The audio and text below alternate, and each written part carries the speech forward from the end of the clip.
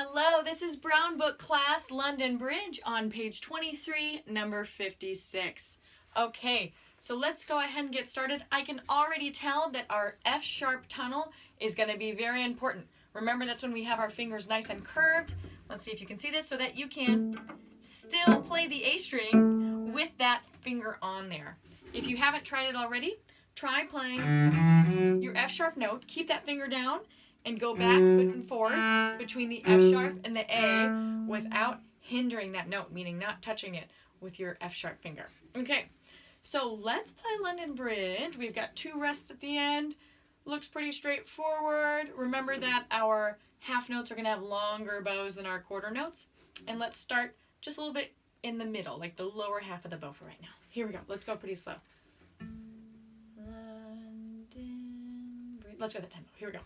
Playing position, have your first finger hovering over your B note, even though that's not the note that you start on. We start on an A. Here we go. 1, 2, 3, 4.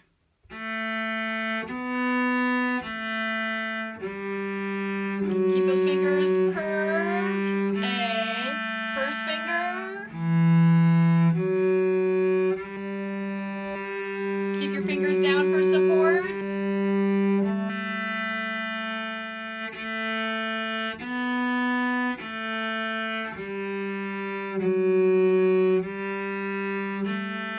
First finger, 1, 2. Shh, shh.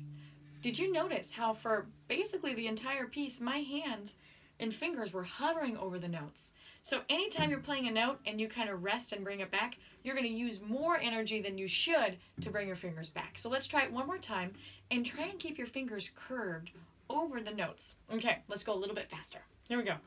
1, 2, 3. That's going to be your tempo. 1, 2, 3, 4.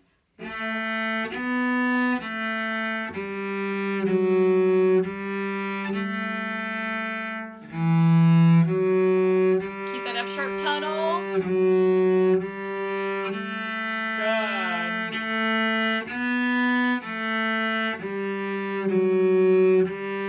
3, 4. 1, 2, 3, 4. 1, 2, 3, 4.